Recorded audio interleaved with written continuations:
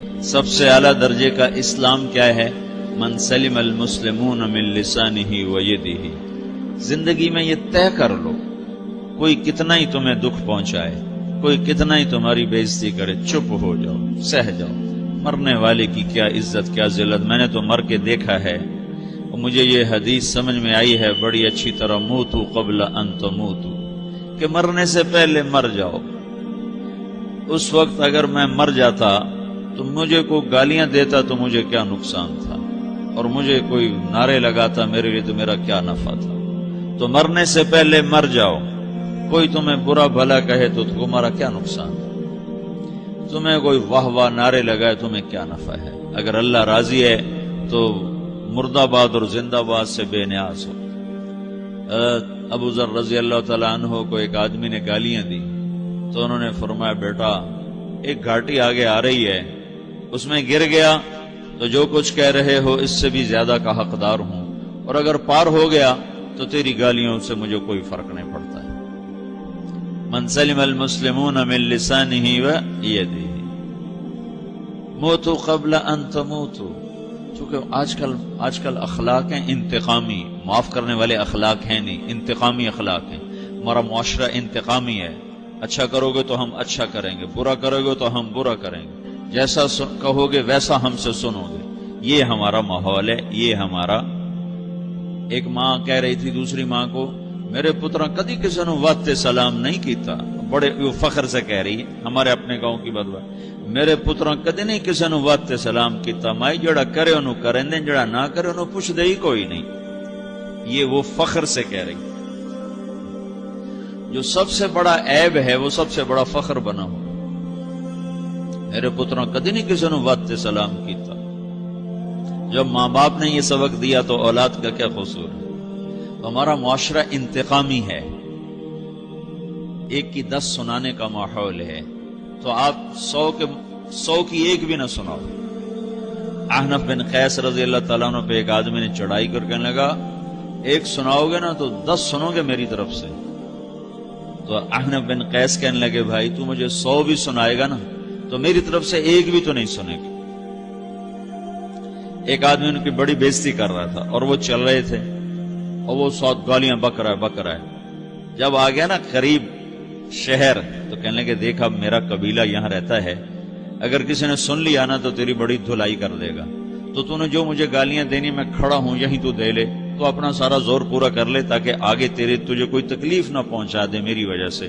تو وہ پاؤں پہ گر کے معافی مانگنے لگا کہ واقعی تو بڑے حلم والا ہے۔ وہ مشہور تھے اپنے حلم میں، بردباری، اور لوگ ان کا امتحان لینے آیا کرتے تھے کہ بھئی کوئی ہے جو احنف کو غصہ دلا دے، تو لوگ ناکام ہو جاتے تھے، ان کو غصہ نہیں آتا۔ ایسے ایک عرب سردار گزرا معن بن زائدہ، وہ بھی اپنے حلم میں بڑے مشہور تھے۔ ایک دفعہ لوگوں میں شرط لگ گئی کہ کوئی ہے معن بن زائدہ کو غصہ دلائے تو ہم اس کو انعام دیں گے۔ تو ایک شاعر نے کہا، میں غصہ دلاتا ہوں، تم دیکھنا ایسے سیخ پا ہو جائے گا جیسے جانور۔ تو وہ چلا گیا اس کی مجلس میں، دربار لگا، عرب سردار تھا بہت بڑا، دربار لگا ہوا، تو کہتا السلام علیکم، وعلیکم السلام۔ تو معن بن زائدہ پر ایک دور بڑے فقر کا گزرا تھا، پھر اللہ نے اس کو بہت بڑی سرداری دی، بنو عباس کا بہت بڑا یہ وزیر گورنر تھا۔ تو کہتا اتذکر اذ لحافک جلد شاۃ واذ نعلاک من جلد البعیر، کہوں بھائی تو یہ یاد ہے جب تیرا بستر بکری کی کھال تھا اور تیرے جوتے اونٹ کی کھال کے تھے؟ تو کہنے لگا کیوں نہیں یاد، بھلا کوئی ماضی بھی بھولتا ہے؟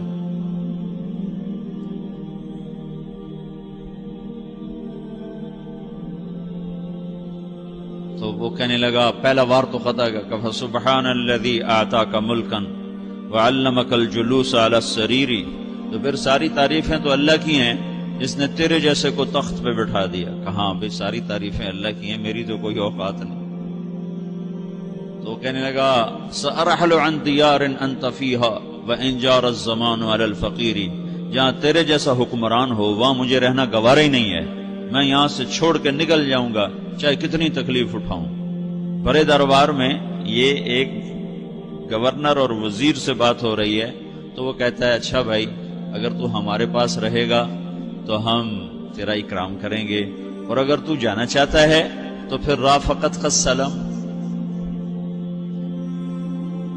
تو وہ یہ بار بھی خالی گیا تو پھر کہنے لگا فجد لی یبن ناقصۃ بمال،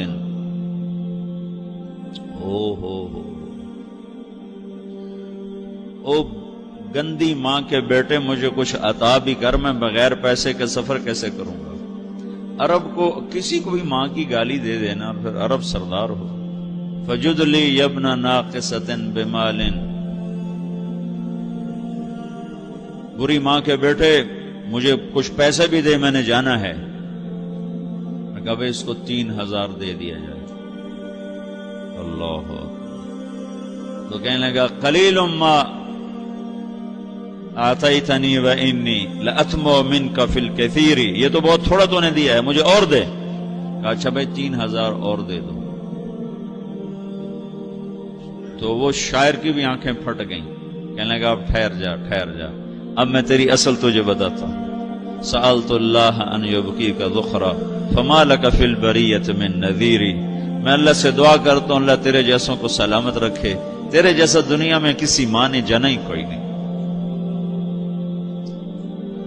فمنک الجود والافضال حقا وفضل یدیک کالبحر الغزیر، تو ہی سخی ہے، تو ہی کریم ہے، اور سمندر بھی تیری سخاوت کے آگے کچھ نہیں ہے. تو نے کہا اچھا بھائی تو نے ہماری برائی کی، ہم نے تمہیں 6000 دیے، اب تو نے ہماری تعریف کی، اب 10,000 اور دے دو اس کو. باتیں ہی رہ گئیں، باتیں ہی رہ گئیں. کہاں سے لائیں ایسے لوگ؟ ہمارا معاشرہ انتقامی ہے، بدلہ لینے کا ہے، بدلہ لینے کا. تو میرے ساتھ کیا میں نے بھی کرنا ہے. تو اعلیٰ درجے کا اسلام یہ سکھا رہا نہیں چپ ہو جاؤ، سلام مت بن جاؤ، سلامتی بن جاؤ، سلامتی کی علامت بن جاؤ. من سلم المسلمون من لسانہ ویدہ. اب وہ سوال کرتا ہے یا رسول اللہ ای الایمان افضل، سب سے اعلیٰ درجے کا ایمان کیا ہے؟ اسلام کیا ہے؟ کلمہ، نماز، روزہ، حج، زکات. اعلیٰ درجے کا اسلام کیا ہے؟ من سلم المسلمون من لسانہ ویدہ. یہ اخلاق کا ادنا درجہ ہے، ادنا درجہ ہے.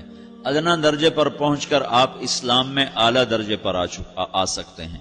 وہ سوال کرتا ہے ایمان کیا ہے؟ تو آپ نے کہا اللہ پر، فرشتوں پر، کتابوں پر، رسولوں پر، موت کے بعد کی زندگی پر، تقدیر پر. اب ایک اور سائل سوال کرتا ہے ای الایمان افضل، سب سے اعلیٰ درجے کا ایمان کیا ہے؟ تو آپ نے فرمایا حسن الاخلاق، اچھے اخلاق سب سے اعلیٰ درجے کا ایمان ہے. جو آدمی اسلام میں، جو آدمی اخلاق میں، جو مرد عورت اخلاق میں ادنا درجے پر ہوتا ہے وہ اسلام میں اعلیٰ درجے پر پہنچتا ہے. اب اگر وہ اخلاق میں اعلیٰ درجے پر آ جائے تو اب یہ کہاں پہنچے گا؟ اب یہ کہاں پہنچے گا؟ میرا نبی کہہ رہا ہے سب سے اعلیٰ درجے کا ایمان ہے حسن اخلاق، حسن اخلاق. ابو ہریرہ نے پوچھا یا رسول اللہ وما حسن الاخلاق، یہ بھی ایک اور حدیث ہے. یا رسول اللہ حسن اخلاق کیا چیز ہے؟ تو آپ نے 3 چیزیں فرمائی، تصل من قطعک وتعطی من حرمک وتعفو عمن ظلمک. جو تم سے توڑے نہ تم اس سے جوڑو. نہیں کرتا سلام نہ کریں، کوئی ہم چھوٹے باپ کے ہیں، ہم تو کبھی بھی نہ کریں، ہم تو کبھی بھی نہ منہ تھوکیں بھی نہیں ہم تو میرا نبی کہہ رہا ہے جو توڑے تم اس سے جوڑو، جو محروم کرے اسے عطا کرو، جو زیادتی کرے اس سے درگزر کرو. یہ 3 کام جو عورت مرد کر لے گا یہ اخلاق کے اعلیٰ درجے میں ہے. جب یہ اخلاق کے اعلیٰ درجے پر پہنچتا ہے تو پھر میرا نبی کیا بشارت دیتا ہے؟ ادنا درجے پر پہنچ کر تو اعلیٰ مسلمان کی بشارت ہے، اور اخلاق میں اعلیٰ درجے پر پہنچ کر میرا نبی کہتا ہے کاد الحلیم ان یکون نبیا، اعلیٰ اخلاق والا بس نبی بنتے بنتے رہ جاتا ہے. اعلیٰ اخلاق والا ایسے ہے جیسے کہ نبی، قریب ہے کہ وہ نبی بن جائے. یہ تو ہے نا ترجمہ، لیکن ہم ہمارے اردو میں کہتے ہیں وہ نبی بنتے بنتے بنتے رہ گیا. کیا مطلب؟ کہ اس میں اور نبی میں صرف نبوت کا فرق رہ جاتا، باقی وہ سب کچھ حاصل کر لیتا ہے. تو یہ سارے دین کا میں نے آپ کو خلاصہ بتایا ہے کہ میری آپ کی ضرورت ہے کہ میرا اسلام اعلیٰ درجے کا ہو، من سلم المسلمون من لسانہ و یدہ، میرا ایمان اعلیٰ درجے کا ہو،